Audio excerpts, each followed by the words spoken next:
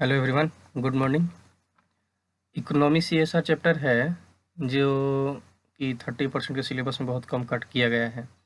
इसी में 4 चैप्टर पढ़ना है 5 चैप्टर में से। और तो बहुत सारा चैप्टर तो कम हो गया है, तो इसको हम लोग शुरू करते हैं आज, ठीक है। और कोशिश करूँगा कि आपको पर डे वीडियो दे दूँ। तो let's start the story of village Palampur. If you talk about the overview of this chapter, then we will understand and we will learn about the introduction of village, which type of village they are maintaining, which type of production activities, which type of transport, dairy, and which type of method to include or increase our infrastructure income, ठीक है। So let's begin the overview. The purpose of the story is introduce some basic concept relating to the production, and this way to thought a story of a hypothetical village called Parampur. Farming is the main activity in the Parampur, whereas the several other activities such as small scale manufacturing, dairy, transport, etc. are carried out on a limited scale. These production activities needs various type of resource, natural resource, man-made items, human efforts, money, etc. As we read through the story of Palampur, we will learn how various resources combine to produce the desired goods and service in this village. मैंने जैसे कहा कि इसका अगर overview देखें तो हम ये कह सकते हैं कि एक जो पालमपुर विलेज है वो कैसे सभी तरीकों से एक अच्छे तरह से बना हुआ गांव है। उस गांव को हर चारों तरफ से जोड़ा गया है। वो उसमें रिसोर्स का उपयोगिता है, ट्रांसपोर्ट की उपयोगिता है, और प्रोडक्शन करने की क्षमता है, अपने आप की इकोनॉमी बढ़ाने की क्षमता है, ठीक है। अब आते हैं इंट्रोडक्शन पे इसका। पालमपुर या well connected with the neighbouring village and towns. Palampur जो हो वो चारों तरफ से अपने जो अगल बगल के जो गांव हैं या शहर हैं उससे वो जुड़ा हुआ है। Raiganj is a big village is 3 kilometre from Palampur. Raiganj एक गांव है जो 3 किलोमीटर दूर है पालमपुर से। An all-weather road connected the village to Raiganj and further on the nearest small town of Sahapur. इसी वजह से क्या होता है, ज़्यादातर ये देखने को मिलता है कि गर्मी के दिन है, ठीक है, तो खेतों में पानी नहीं होता है या बारिश नहीं होता है, तो रोड कहीं से भी बन जाता है। किसी भी खेत की तरफ से रास्ते एक बार 2 बार ट्रैक्टर चला गया तो उस रास्ते रोड बन जाता है, तो हम उस रास्ते से निकल जाते हैं। लेकिन ऐसा इसमें नहीं होता है, यहाँ पे ऐसा नहीं है। यहाँ पे किसी भी मौसम में आप अच्छे से कनेक्ट कर सकते हैं रोड के साथ। वहाँ पे जो रायगंज गांव है वहाँ से वो हर मौसम में एक नॉर्मल वे में कनेक्टेड है।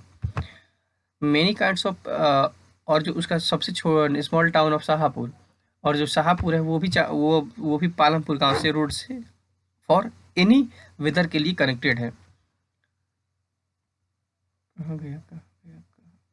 Many kinds of transport are visible on this road, starting from bullock carts, tangas, bogies, wooden cart drawn by buffaloes loaded with jackery, gur and other commodity of the motor bicycle like motorcycle, jeeps, tractor and trucks। मतलब ये कहने का कि रोडों पे ऐसा नहीं कि रोड है तो वहाँ पे ट्रांसपोर्ट का व्यवस्था नहीं है। हर प्रकार के ट्रांसपोर्ट की व्यवस्था है, मोटरसाइकिल भी है, जीप भी है, ट्रैक्टर भी है, ट्रक्स भी है।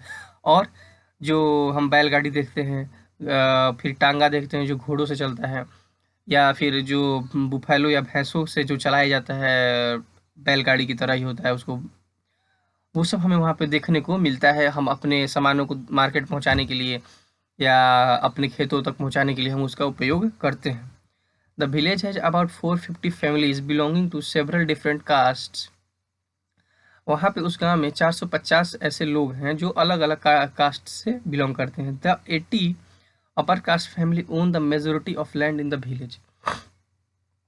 द 80 अपर कास्ट फैमिली जो है वहाँ पे 80 घर लगभग माना जाता है। Their house some of them quite large and are mades of bricks with cement and plastering. The SCs Dalits comprise 1/3 of the population and live in one corner of the village and in a much smaller house, some of the which are the mud of and straw. मतलब ये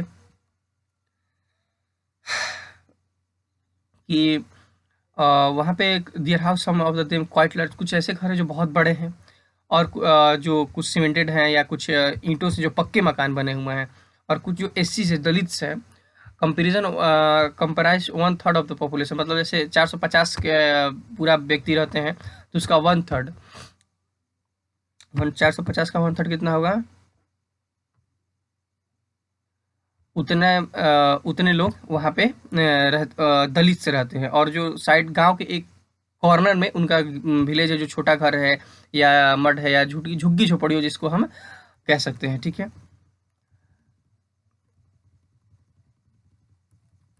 have electric connection, most of the house have electric power, all the tubewell in a field and in used in various types of small business. Palampur has 2 primary school and 1 high school.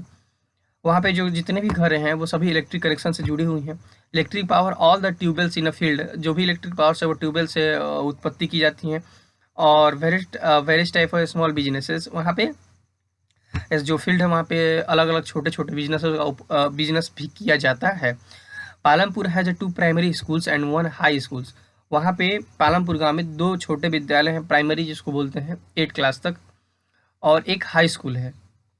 There is a primary health centre run by the government and 1 private dispensary where is the sick are treated. वहाँ पे एक सरकारी hospital भी है और एक private dispensary भी है जहाँ पे लोगों का इलाज किया जाता है। The description above shows that Palampur has a fairly well developed system of road, transport, electricity, irrigation, schools and health centers. Compare these facilities with those in your nearby village. मतलब कि जो भी अगर ये पूरी बात कहें तो वहाँ पे जो पालमपुर गांव है वो पूरी तरह से विकसित है। वहाँ पे पूरी चारों तरफ से रोड कनेक्टेड है, और कोशिश है वहाँ पे चारों तरफ से रोड कनेक्टेड है, जैसे स्कूल है, वहाँ पे इलेक्ट्रिसिटी की व्यवस्था है, ट्रांसपोर्ट है, स्कूल है, हॉस्पिटल्स है, मतलब means everything available in this village. The story of Palampur and imaginary village, जो स्टोरी ऑफ पालमपुर है ना वो एक इमेजिनरी, मतलब ये एक्चुअली इमेजिनरी का मतलब कि जो दिख सच्चाई नहीं है। Will take us through the different types of production activity in the village. Thus in village across India farming in a main production activity, the other production activities, जो भी अदर प्रोडक्शन की एक्टिविटीज़ हैं वहाँ पे भी अच्छी तरह से देखने को हमें मिलती हैं और की जाती हैं, ठीक है। यहाँ पे इसकी वजह से दिख नहीं रहा है आगे, तो आप बुक देख लीजिएगा, ठीक है। उसके बाद ऑर्गेनाइजेशन ऑफ प्रोडक्शन देखते हैं। अब जैसे क्या है कि अगर कोई भी गांव है या कोई भी शहर है, कोई भी प्लांट है, और वो अगर बहुत अच्छे लेवल पे विकसित है, इसका मतलब ये है कि वहाँ पे हर चीज़ के लिए एक अलग डिपार्टमेंट होगा और उसकी connectivity 0 level to high level तक होगी। उसी तरह से अगर पालमपुर गांव बहुत विकसित है, तो जब पालमपुर गांव अगर बहुत विकसित है तो उसके लिए ऑर्गेनाइजेशंस होंगे छोटे लेवल पे, बड़े लेवल पे। जैसे क्या है, अभी का हमारे समय में क्या प्रॉब्लम है बिहार में, खास करके अगर हम कहें तो बिहार का इशू है कि बिहार में अगर आप किसी अच्छे चीज़ का प्रोडक्शन करते हैं तो इसके लिए मार्केट ही बिहार में अवेलेबल नहीं है, और गवर्नमेंट को ऐसी व्यवस्था नहीं किया है कि आप उसका प्रोडक्शन करें और वो डायरेक्ट आप उसके पास गवर्नमेंट के पास दे दें और उसकी सेल हो जाए।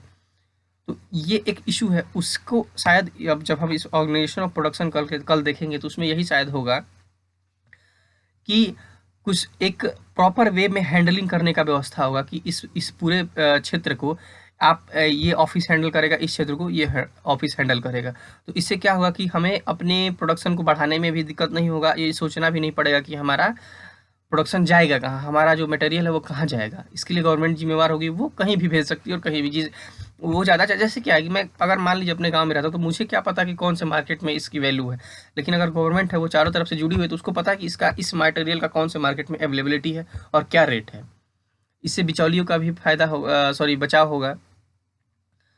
तो इतनी ओवरव्यू इस चैप्टर के बारे में शुरू हो गया, और कल इसके बारे में ऑर्गेनाइजेशन ऑफ के बारे में कल हम बात करेंगे। Thanks and happy learning, be safe.